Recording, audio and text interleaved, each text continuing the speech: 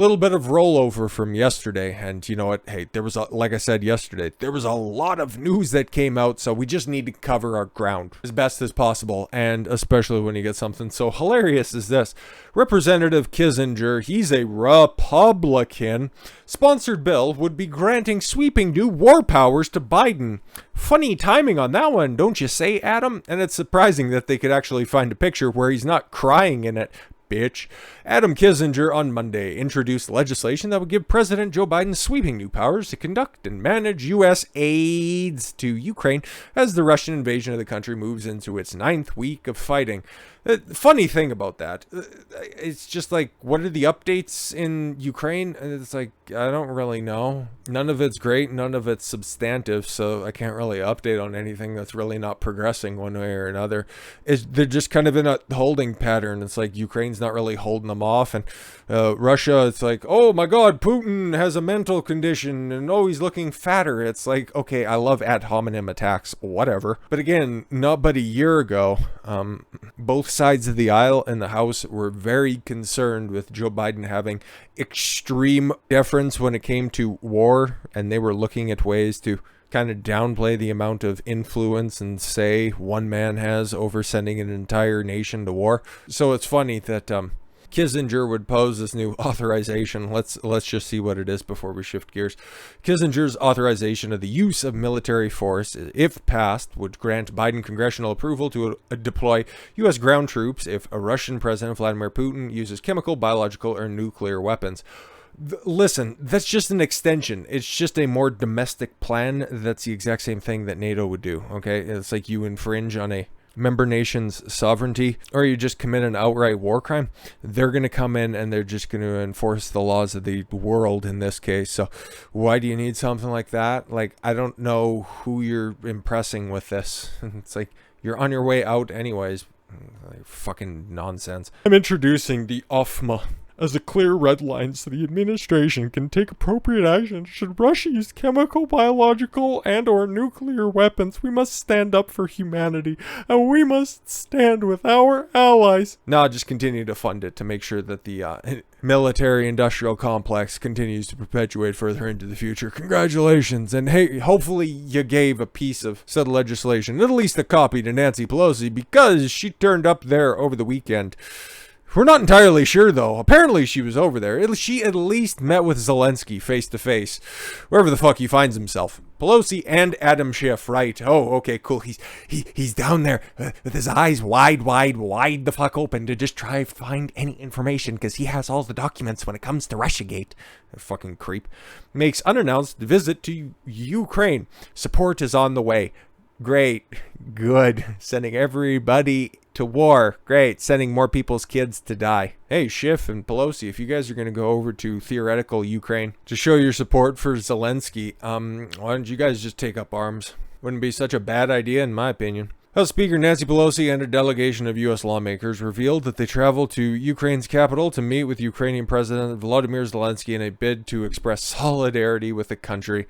You just couldn't do that via video link? It's not like Zelensky isn't, you know what, fucking making a speaking tour every other fucking day, so what's the point of this? Our delegation traveled to Kyiv to get some of their vodka to send an unmistakable and resounding message to the entire world. America stands firmly with Ukraine. The group of lawmakers said in a statement, "We will return to the United States." No, don't worry about it. Go see the sights, okay? We will do so further informed, deeply inspired, and ready to do whatever is needed to help the Ukrainian people as they defend democracy. Democracy in Ukraine. You are not very familiar with their history, are you? For their nation and for the world. Again, how many nations in the world are actually democratic? You don't want to break that down, do you? Several top Democratic, speaking of the party now, not the political ideology, members traveled to with Pelosi to Kyiv, including Foreign Affairs Committee Chair Gregory Meeks, Intelligence Committee Chair Adam Schiff, that's laughable, Rules Committee Chair Jim McGovern. Great, you have like 3,000 years of combined political expertise there. How wonderful. A video posted by Zelensky's Twitter account apparently showed the delegation walking on the streets of Kyiv before they were greeted by the Ukrainian leader. I want receipts, or it didn't happen, or this was just a building outside Akron, Ohio. Pelosi is now the highest-ranking U.S. elected official to visit the beleaguered Eastern European nation since Russia invaded. Pentagon Chief Lloyd Austin, Secretary of State Antony Blinken both traveled to Ukraine to meet with top officials last weekend. How delightful. Well, last month, Senator Steve Daines and Ukrainian-born Representative Victoria Sparts went to the outskirts of Kyiv, which have been the scene of heavy fighting, allegedly. We are visiting you to say thank you for your fight for freedom. Oh my God. Pelosi said in a meeting with Ukrainian officials, according to a video that was posted on Zelensky's Telegram page on May 1st, your fight is a fight for everyone, and so our commitment should be there for you until the fight is done. I know, sounds like an act of war to me, but what else do I know? Maybe they went there to maybe it was just to hand deliver the $33 billion of aid package, right? Because that's how much more additional money. I don't even know what the total fucking cost of this disaster has been so far, but continue to try to be the world police. Tell us that it's bad whenever Republicans are in charge, but whenever you guys do it, it's about the sovereignty and the security of the world. Putin's a bad guy. Yeah, we got it. Or maybe they were there to pay their condolences to the ghost of Kyiv, who officially now never existed. Yeah, I know, we could all tell the difference between real footage and video game footage, you fucking dolts. The ghost of Kyiv, fighter ace, is actually a myth, Ukrainian military admits. Yeah, it's only been 2 months, and you guys tried to float that out there. What was that, the first weekend? That, oh yes, the fighter pilot, yes, the ghost of Kyiv was out there fucking yeeting people from the skies.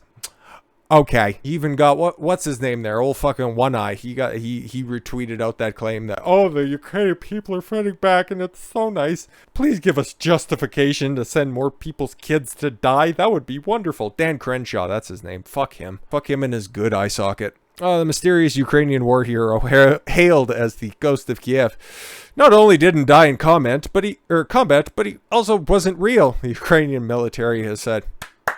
Congratulations. We all knew Ukrainians were stupid, but fuck's sakes. Took you that long? By the way, quarter Ukrainian. Haha, shut up. The unsubstantiated tale about an anonymous Ukrainian fighter jet pilot who allegedly took down 6 Russian warplanes and a warship.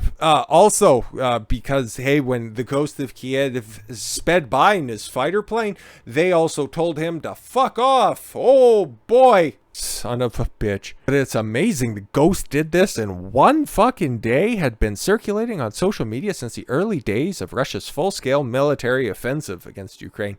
It's more like an armed discussion. The story gained major media attention and was permeated by the Ukrainian social media channels, including Twitter accounts and the Ukrainian government and former President Petro Poroshenko, who also has a very upstanding reputation. People call him the ghost of Kyiv, and rightly so, Ukrainian government wrote on Twitter on February 27th. This UAF ace dominates the skies over our capital and country, and has already become a nightmare for the invading Russian aircrafts. But over the past 2 months, many people questioned whether the ghost was real. Yeah, no shit. No fucking shit. It wasn't until the supposed death of the ghost made headlines. This all played out over the weekend. It's so fucking hilarious that the Ukrainian military came out and admitted that there was never such a person. So how can we take any of this shit seriously?